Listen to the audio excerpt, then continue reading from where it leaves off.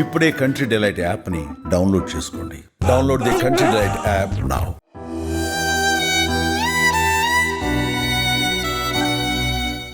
Madam ఇంత ఘోరంగా జరుగుతుంది. ఎట్లా జరుగుతుంది? అది ఎలా చేస్తారు మేడం? దేనికోసం చేశారు మేడం?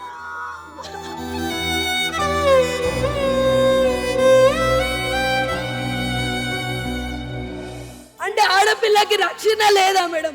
ఆడపిల్ల కోసం చేశారా లేకపోతే ఇంట్లో ఏమన్నా తీసుకెళ్ళడానికి చేశారా? ఇది ఎలా కనుక్కోవాలి? నా చిట్టి తల్లి, నా చిట్టి తల్లి, నా చిట్టి తల్లి.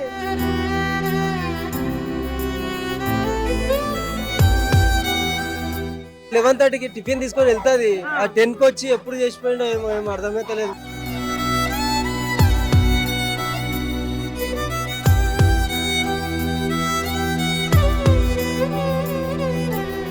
కూకట్పల్లిలోని దయారగూడ కాలనీలో ఒక ఇన్సిడెంట్ జరిగింది. ఏంటంటే సహస్రాణి అనే 12 ఏళ్ల పాపను అత్యంత కిరాతకంగా దారుణంగా హత్య చేశారు. తల్లి తండ్రి ఇద్దరు రేణుక కృష్ణ కూడా ప్రైవేట్ ఎంప్లాయీస్. తల్లి వచ్చేసి ఒక ప్రైవేట్ హాస్పిటల్లో ఆమె ల్యాబ్ టెక్నీషియన్గా వర్క్ చేస్తున్నారు. ఫాదర్ వచ్చేసి బైక్ మెకానిక్ అని చెప్తున్నారు.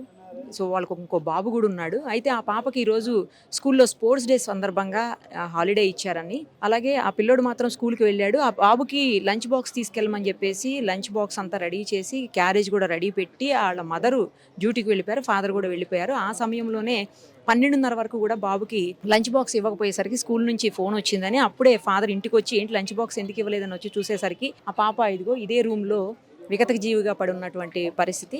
బయట లాక్ చేసేసారని చెప్తున్నారు.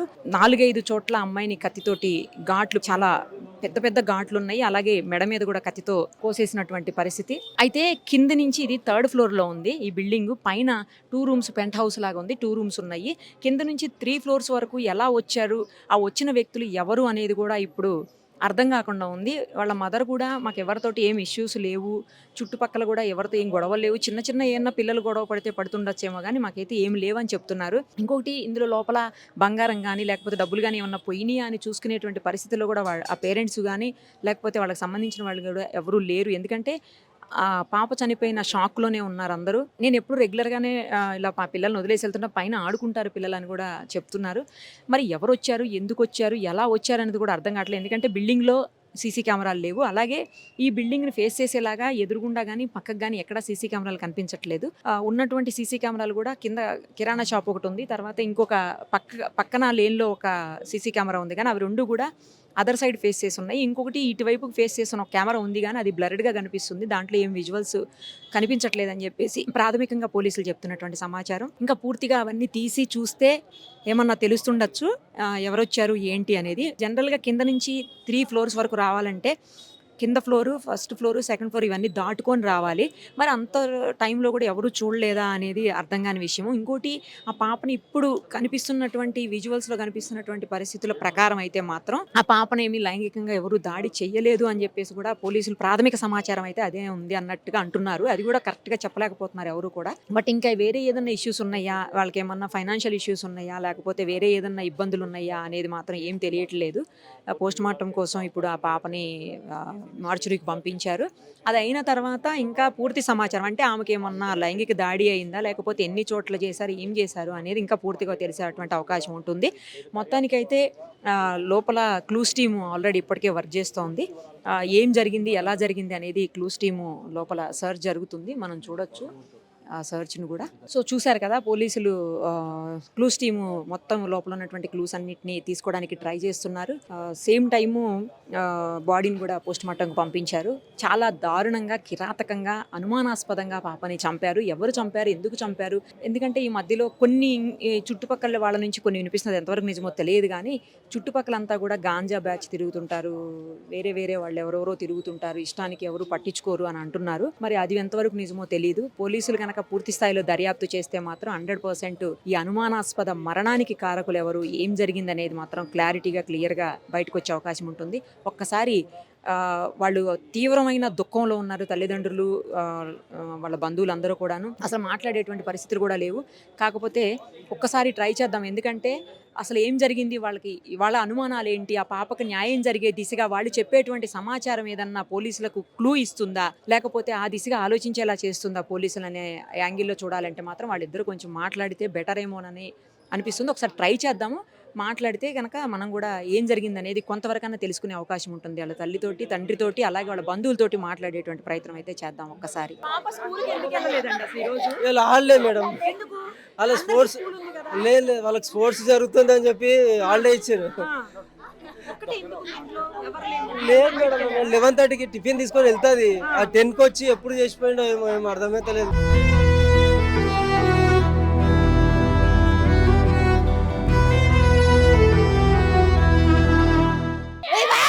నా బిడ్డ నుంచి పైన పిల్లల కావాలి, ఎప్పటి కావాలి వస్తాం, మేము ఏం చెప్పాలి, మీ పిల్లల్ని అనుకుంటున్నా తోలుకోపా అన్నారు.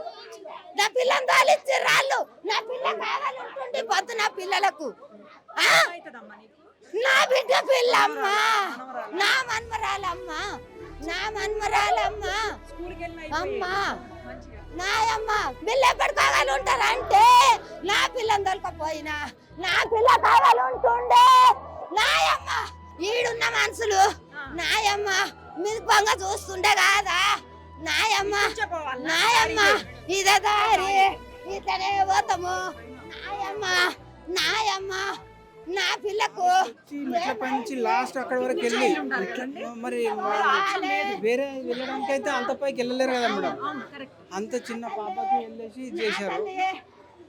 మళ్ళీ ఇక్కడ ఈ ఇంట్లో కెమెరాలు ఉన్నాయో లేవో తెలియదు, మళ్ళీ సైడ్ లో ఎక్కడ ఉన్నాయో లేదో తెలియదు మేడం, మాకు తెలియదు. పైనే ఉంటాం మేడం, పక్క పర్షన్ దిగువ ఉంటాం. ఏం జరిగిందో ఏం తెలియదు మ్యామ్.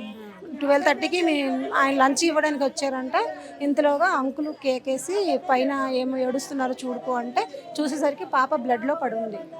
మొత్తం పొట్టలో 2-3 సార్లు పొడిచడం, పేక్ కట్ చేసిండు. మా హస్బెండ్ పక్కన ఉన్న ఆమె, ఒక ఆమె కింద కిరేకున్న ఆమె, ముగ్గురిపై ఫస్ట్ చూసిండు. వాళ్ళ డాడీ ఫస్ట్ చూసిండ్రు. వాళ్ళ డాడీ గట్టిగా ఏడవగానే ఎందుకు ఏడుస్తున్నారని పోయి చూసిండ్రు. ఎవరికి తెలియదు, ఆయన గడియ పెట్టి పోయిండంట. కింద ఫ్లోర్లో ఉంటాం. లేదు, మాకు చివరి పోర్షన్ అంటే పోర్షన్ ఇది మెట్లు అవి కదా, మాకు తెలియదు, మా లోపల ఉన్న తెలియదు అనమాట, మాకు వెళ్ళేది వచ్చేది తెలియదు అట్లా. లేదు లేదు మాట్లాడుద్ది పాప. పిల్లలు మాకు ఇద్దరు అమ్మాయిలు, మా ఇద్దరు అమ్మాయిలు ఉన్నారు, అందరూ కలిసి ఆడుకుంటారు. గమనించలేదు మేము అంత గమనించలేదు. నేను 11:20కి వెళ్ళిపోయినాను, 2కి వచ్చాను. ఇప్పుడు అవి జరిగిందని తెలుసు. లేదు మ్యామ్, పనికి పోతాం. లేవు, చుట్టుపక్కల ఉన్నాయి అంటారు, ఎంక్వైరీ చేస్తున్నారు. మా బిల్డింగ్లో ఎదురుగా బిల్డింగ్లో పక్క బిల్డింగ్లో ఉన్నాయి, అవి ఎంక్వైరీ చేస్తున్నారు.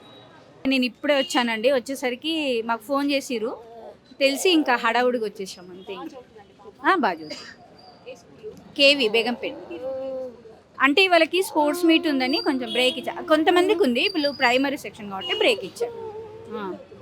6th క్లాస్ డి కోడలు అవుతుంది.